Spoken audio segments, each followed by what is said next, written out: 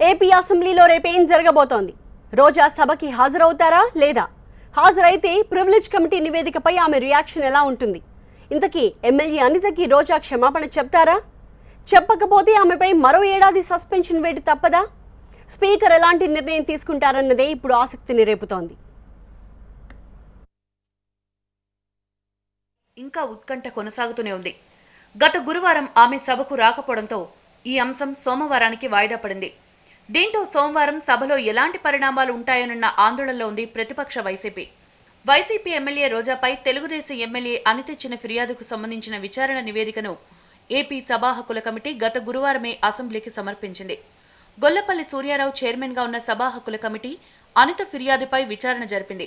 విచారణ సందర్భంగా రోజా ఇచ్చిన వివరణ సంతృప్తికరంగా లేదని కమిటీ తన నివేదికలో తెలిపింది. రోజాపై ఏడాది పాటు సస్పెన్షన్ విధించాలని కమిటీ సిఫార్సు చేసింది. అయితే తుది నిర్ణయాన్ని స్పీకర్కు విడిచిపెట్టింది. 2015 డిసెంబర్ 18వ తేదీన ఏపీ అసెంబ్లీలో టీడీపీ ఎమ్మెల్యే అనిత పైన, సీఎం చంద్రబాబు పైన వైసీపీ ఎమ్మెల్యే రోజా తీవ్ర వ్యాఖ్యలు చేశారు. ఈ వ్యాఖ్యలే ఆమెపై ఏడాది సస్పెన్షన్కు కారణమయ్యాయి. వైసీపీ ఎమ్మెల్యే రోజా తన పట్ల అనుచితంగా ప్రవర్తించారని టీడీపీ ఎమ్మెల్యే అనిత ఫిర్యాదు చేశారు. దీంతో ఏడాది పాటు అసెంబ్లీకి రాకుండా రోజాను సస్పెండ్ చేశారు. గత డిసెంబర్తో సస్పెన్షన్ ముగిసింది.